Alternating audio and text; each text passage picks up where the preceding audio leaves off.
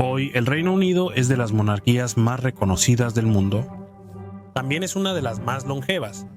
Las raíces de la monarquía británica se encuentran profundamente en la Alta Edad Media. ¿Quién fue el primer rey de Inglaterra? Curiosamente, las devastadoras invasiones vikingas del siglo IX llevaron al nacimiento de un reino inglés unificado. Hoy, en Historia de las Cruzadas Reales, exploraremos el pasado de Inglaterra y conoceremos al primer rey surgido del enfrentamiento entre anglosajones y vikingos.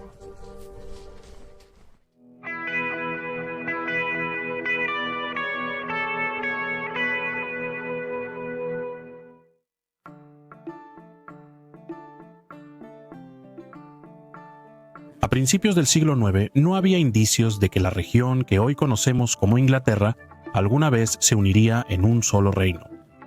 En su lugar existían varios pequeños reinos anglosajones, cada uno gobernado por su propio caudillo. Con el inicio de la era vikinga, barcos escandinavos, principalmente de la actual Dinamarca, aparecieron en la costa inglesa y realizaron incursiones devastadoras contra las poblaciones locales. A mediados de siglo, estas incursiones se convirtieron en invasiones a gran escala. En 865, un ejército vikingo unificado, el Gran Ejército Pagano, atacó los reinos anglosajones. En menos de 10 años, casi todos los antiguos reinos anglosajones habían caído. Northumbria en 867, East Anglia en 869 y la mayor parte de Mercia entre 874 y 877. Todos estos territorios, conocidos como el Danelaw, regiones bajo la ley de los daneses, serían gobernados por los vikingos. Solo Wessex, gobernado por Alfredo el Grande, sobrevivió. Sin embargo, los vikingos también amenazaban Wessex, que parecía pronto caer ante los invasores daneses. Alfredo el Grande y su dinastía se mantuvieron como los últimos defensores de la Inglaterra anglosajona.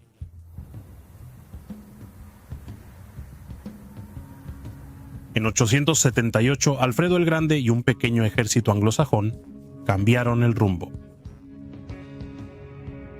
Desde su fortaleza de Athelney, escondida en lo profundo de los pantanos de Somerset, salieron y derrotaron a los vikingos en la batalla de Edington. El caudillo vikingo Guthrum se rindió y se retiró de Wessex. Los vikingos aún gobernaban Northumbria, East Anglia y el este de Mercia, pero Wessex, bajo el rey Alfredo, fue salvado y el oeste de Mercia quedó asegurado bajo control anglosajón. Alfredo el Grande realizó reformas que impulsaron el resurgimiento del dominio anglosajón en Inglaterra. Alfredo tuvo la fortuna de tener dos hijos muy capaces, su hijo mayor Eduardo y su hija mayor Ethelfleda. A principios de los años 880, Ethelfleda se casó con Ethelredo, señor de los mercianos y gobernante de la Mercia occidental, fortaleciendo la alianza entre los dos últimos reinos anglosajones. En 895, cuando Alfredo era un rey anciano, su hijo Eduardo celebró el nacimiento de un niño, Ethelstan. El rey Alfredo obsequió a su nieto los símbolos reales, una espada sajona, un cinturón y un manto. Cuando Alfredo el Grande murió en 899, su hijo, Eduardo el Viejo, lo sucedió como rey de Wessex. Como señora de los mercianos, Ethelfleda cooperó estrechamente con su hermano, Eduardo. Ethelfleda parece haber apreciado mucho a su sobrino, Ethelstan, tratándolo como si fuera su propio hijo.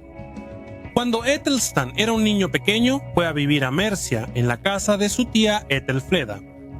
Aquí Ethelstan fue educado en la escuela del monasterio de Worcester.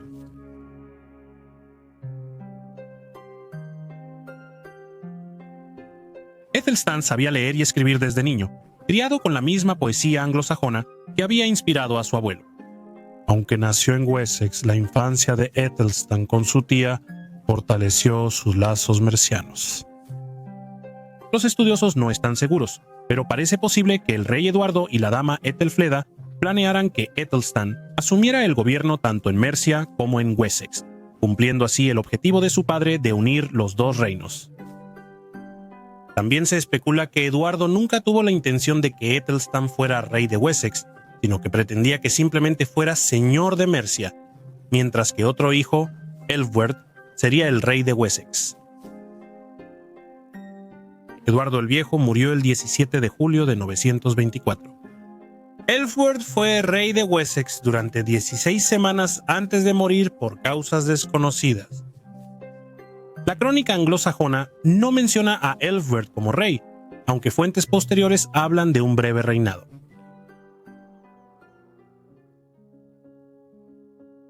Poco después de la muerte de su padre, Athelstan gobernó Mercia y Wessex. Tal vez enfrentó resistencia en Wessex de algunos altos mandos del reino. De nuevo, los estudiosos no están seguros. Uno de sus hermanos, el Æthelin Edwin, parece haber intentado asesinarlo en Winchester. En 925, Athelstan fue rey de Wessex. Fue coronado en septiembre en Kingston upon Thames, la frontera simbólica entre Mercia y Wessex.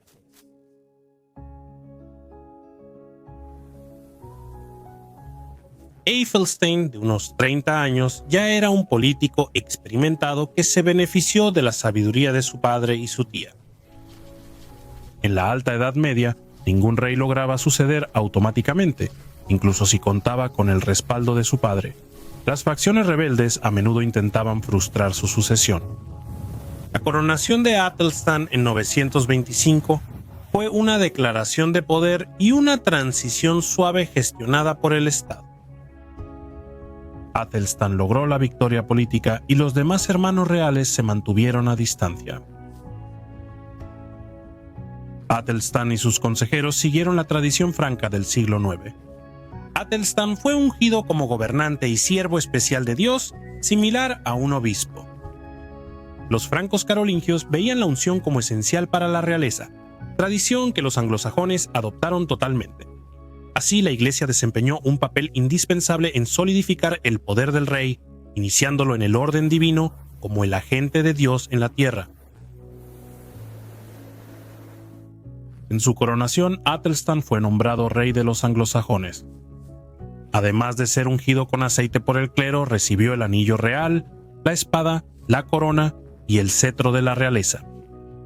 Ante los nobles y clérigos reunidos, hizo un triple juramento: mantener a su pueblo en paz, prohibir el robo y las malas acciones de todos los hombres, sin importar su rango, y promover la justicia y la misericordia mediante el cumplimiento de la ley. Estas no eran simples palabras vacías, sino que abordaban las preocupaciones más urgentes que enfrentaba la sociedad anglosajona del siglo X. No se debe permitir que quienes tienen poder y energía se aprovechen de los débiles y vulnerables. El rey debía gobernar mediante la ley, no la fuerza bruta. En esta época, como en otras, el caos sin ley estaba justo bajo la superficie. Como símbolo de su papel y de hecho de su humildad, el rey entonces liberó a un esclavo y a su familia. Esta era una antigua tradición de muchos reyes de la Alta Edad Media.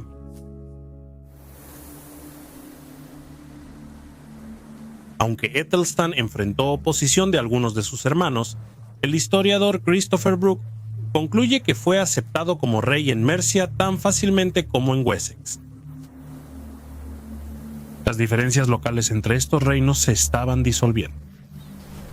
Æthelstan continuó la labor familiar de someter a los vikingos. En 927, Æthelstan inició operaciones militares que expandieron el poder de los sajones occidentales en toda Gran Bretaña. En ese momento, York, en Northumbria, estaba gobernada por el clan vikingo Ivar, que también controlaba la ciudad irlandesa de Dublín. En el año 927, Æthelstan invadió Northumbria, demolió los fuertes vikingos y tomó el control de York del jefe Olaf del clan Ivar. Fue un triunfo espectacular. Con el botín, Æthelstan enriqueció a su ejército. Por primera vez, un rey de Wessex controlaba York. Como resultado, Constantino II, rey de Escocia, y Owen, el rey galés de Strathclyde, ambos se sometieron al dominio de Æthelstan. En 928, Æthelstan sometió a los 5 reyes que gobernaban Gales. Las monedas de la época producidas por Æthelstan llevan la inscripción Rex Totius Britannia, rey de toda Bretaña. En la Pascua de 928, Æthelstan se sentó en su trono en Exeter con todo su esplendor. Había eliminado por completo a sus enemigos y logrado la subyugación de toda la isla. Como dice David Wood, fue el hombre más poderoso que gobernó Bretaña desde los romanos. La fama de Æthelstan se extendió por la cristiandad, y embajadores extranjeros llegaron con regalos y propuestas de alianzas matrimoniales con sus hermanas. Otón el Grande de Alemania intercambió libros con Æthelstan y finalmente, el propio Otón se casó con una princesa sajona occidental, Edith de Inglaterra. Æthelstan, tras obtener un reino mayor que sus predecesores, quiso reducir la criminalidad y los abusos de los magnates locales. Los códigos legales de Æthelstan son un avance respecto a la ley mosaica del Antiguo Testamento de ojo por ojo, vigente antes de su reinado. Su trabajo ejemplifica el avance más allá del pensamiento tribal hacia la justicia a mayor escala. El mayor reto de Æthelstan fue en 937. Ese año, sus viejos enemigos buscaron finalmente derrocar su poder. Constantino II, rey de Escocia, formó una alianza con el vikingo Olaf del clan Ivar y Owen, rey del reino de Strathclyde, de habla galesa en el suroeste de Escocia. Olaf, al mando de un ejército de vikingos tanto de Irlanda como de Northumbria, saqueó Mercia, dejando una terrible destrucción a su paso. En el año 937, Æthelstan y su hermano Edmund respondieron. Formaron un gran ejército y avanzaron al norte. Los anglosajones lucharon contra el ejército vikingo escocés-galés de Olaf y Constantine en Brunanburh. Aquí ocurrió una de las batallas más memorables de la historia de las Islas Británicas. Ambos ejércitos avanzaron frente a frente en formación de muro de escudos, usando el estilo de combate de infantería típico de la época. La brutal lucha cuerpo a cuerpo duró todo el día. Los anglosajones sufrieron bajas graves, pero, al final, la coalición del norte de Olaf fue destruida. Olaf huyó a la ciudad de Dublín, controlada por los vikingos en Irlanda, mientras que Constantino regresó a Escocia, donde finalmente abdicó en el año 943, terminando sus días como monje en el monasterio de San Andrés. Las fuentes de la época no ofrecen detalles claros sobre la acción de la batalla, sin embargo, la crónica anglosajona sí proporciona un relato conmovedor. En este año, el rey Æthelstan, señor de los nobles, dispensador de tesoros a los hombres, y también su hermano, Edmund Ebling, ganaron con el filo de la espada una gloria inmortal en la batalla alrededor de Brunhumber. Los hijos rompieron la muralla de escudos y cortaron los de tilo con espadas forjadas. Sus enemigos perecieron, los escoceses y hombres del norte fueron condenados.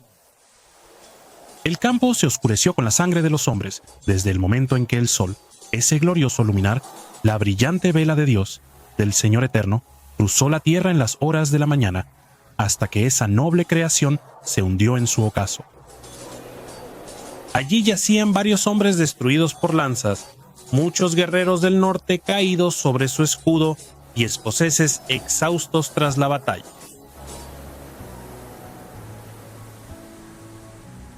La batalla de Brunanburh fue el hecho clave del reinado de Æthelstan. La victoria permitió que Inglaterra siguiera unida bajo Æthelstan. Por esto, Æthelstan a menudo ha sido considerado el primer verdadero rey de los ingleses. Cientos de años después, el cronista del siglo XII, Guillermo de Malmesbury, escribiría que nadie más justo o más sabio gobernó el reino que Æthelstan.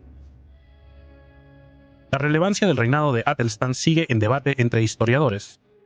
David Donville llama a Æthelstan el padre de la Inglaterra medieval y moderna.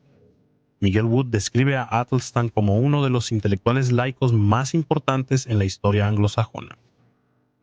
Otros historiadores insisten en que Æthelstan fue más crítico en el desarrollo de la idea del reino de Inglaterra que en la realidad del mismo. Jorge Molyneux escribe: la tendencia de algunos historiadores modernos a celebrar a Æthelstan como el primer rey de Inglaterra es problemática, ya que hay pocas señales de que en su época el título de Rex Anglorum estuviera estrecha o consistentemente ligado a un área similar a la que consideramos Inglaterra. Cuando el gobierno de Athelstan se asociaba con alguna extensión geográfica definida, el territorio en cuestión solía ser toda la isla de Bretaña. Aunque la cuestión sigue abierta al debate, es cierto que Athelstan controló más territorio que cualquier gobernante de Bretaña desde los romanos, y el reino que estableció claramente está en el corazón del reino medieval de Inglaterra. Al morir en 939, Æthelstan fue reconocido como uno de los principales reyes de la Europa cristiana. Hoy en día, algunos incluso describen a Afganistán como el Carlomagno inglés.